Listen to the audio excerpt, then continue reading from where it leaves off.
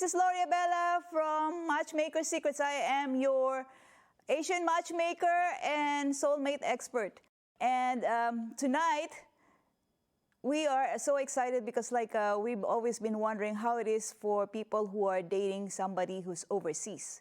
And we have somebody who's just like that, who's willing in order to meet somebody who's overseas. Because come to think about it, ever since that, people have started to travel, people had the possibility of meeting somebody or even falling in love with somebody. So when you think about it, why not? Especially now that there's a pandemic going on and online dating has been in and out of everybody's life because that's the way singles meet now. And so our guest tonight is Michael Fox. He's an experienced consultant considered an expert in ecotourism. He first visited the Philippines on behalf of the United Nations in 2014 and gave a speech at the second worldwide conference for ecotourism put on by the United Nations. He went back to the Philippines for a month in 2019. So hello, Michael. How are you? Hello, I'm very well. I'm glad to be with you today. Awesome, awesome. So I'm sure we're going to be talking about a lot of juicy stuff today because people are so wondering can people actually meet somebody from overseas? Even though they're here in Chicago. So what do you think about dating in Chicago anyway? Let's start with that because for a middle-aged just like you and divorced, I have no idea how it is going for you. I'm only 29. All right. Chicago is a wonderful city. So many wonderful people. For dating, it hasn't worked out for me the way I want. And well, we'll talk about the Philippines a little later because I found myself much happier in the Philippines when I was there for these visits than Chicago. And Chicago is a great city, don't get me wrong, and I have a wonderful life here. And perhaps it'd be nice to have a partner who's Asian.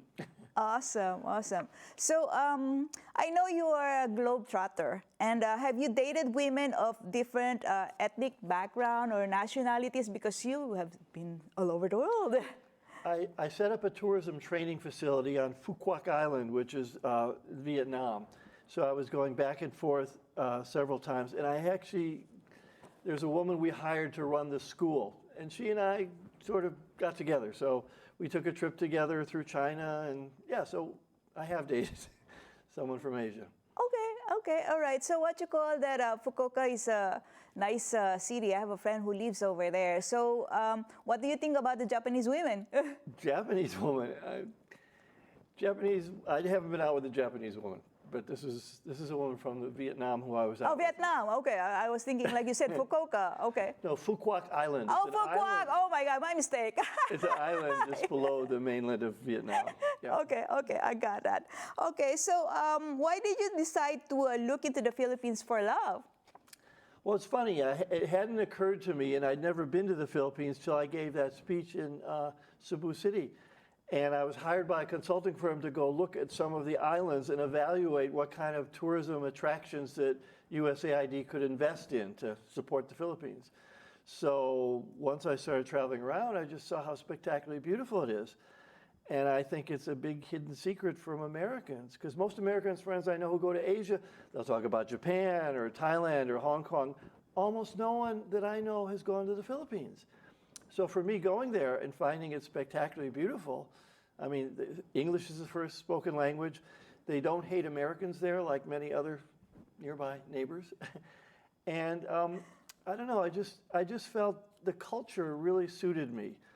It's like people are family-oriented, but there's a real caring about others. And you were talking about the United States. The United States, people are hungry and are trying to get up in life and do this.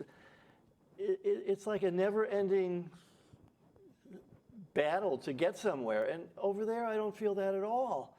Sort of at the bottom of society, people here are angry and they want something different.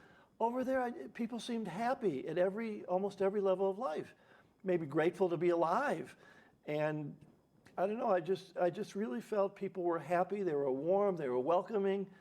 Food was wonderful. And of course, I'm a scuba diver. Amazing scuba diving in the Philippines, maybe best in the world, I'd say. So I just thought, this is spectacular, I have to go back. So that's why I went back this past, well, it was just before COVID. And again, it was wonderful. I went to many different islands I could tell you about, but it was just a wonderful, wonderful experience. And I guess I'm just left with the feeling that the Philippines somehow has some magic to it. And the people from the Philippines, there's just a depth to them and a character and a real caring sense. And I don't quite sense that here. Okay. With Chicagoans. Yeah, lucky you were able to travel before the pandemic, because like right now, like, you know, it's closed now. Like, you know, you cannot be going there as a visitor, and then like you have to wear a mask and then a face shield on top of that. And so like you will be quarantined for 10 days.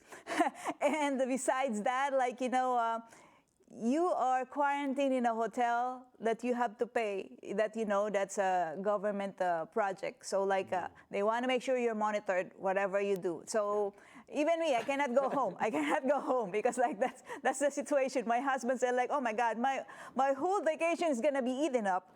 So anyway, lucky you were able to see the Philippines before this pandemic came about. So why do you think, you know, Filipinos are different? What makes them different? Well, partly it's the family. I mean, you know you're Filipino, but somehow people are more together and people are almost responsible for one another. I mean, I can't imagine someone not really succeeding in life, because if you're not succeeding, there's a cousin or an uncle or a sister or an aunt or someone in your extended family who's going to care about you and try to make a difference. We're not like that over here in the United States. So that feeling of inclusion was really wonderful. And I just got a sense that whereas women here are always trying to do more, women seem to be pretty content there and content to be women, which is nice, not trying to be other than who they are. So there's just some wonderful qualities of the women I was meeting there, and I had a wonderful experience being there.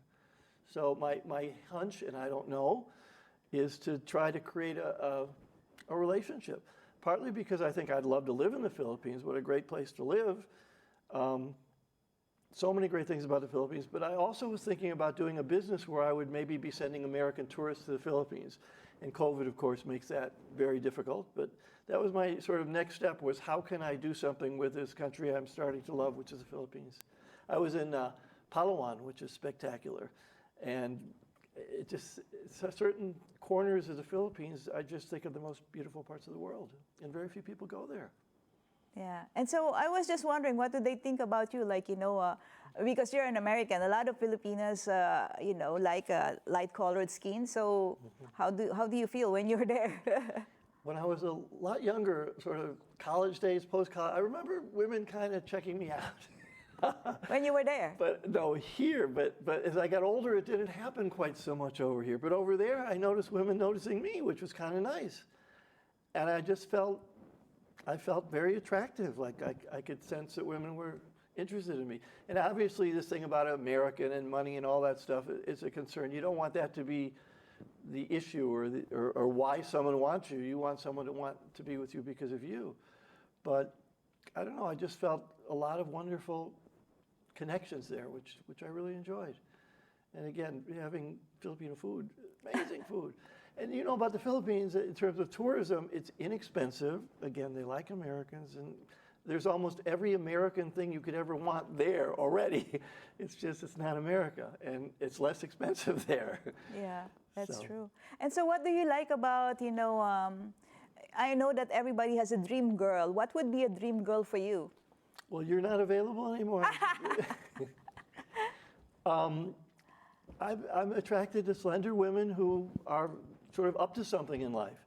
Now, I play tennis, and I ski, and I scuba dive, and I play golf, and I bicycle. I have a motorcycle. So I'm active in my body, participating in life. So ideally, I'd love someone who wants to be active, and maybe who does one of those things, tennis or golf or bicycling or something. But romance, I think, is something special. There's a quality of intimacy you either have or you don't have, and that trumps everything else. So I just felt a sense of gentleness there, a sense of joy. Women seemed happy and joyful and playful, and what a wonderful thing that is.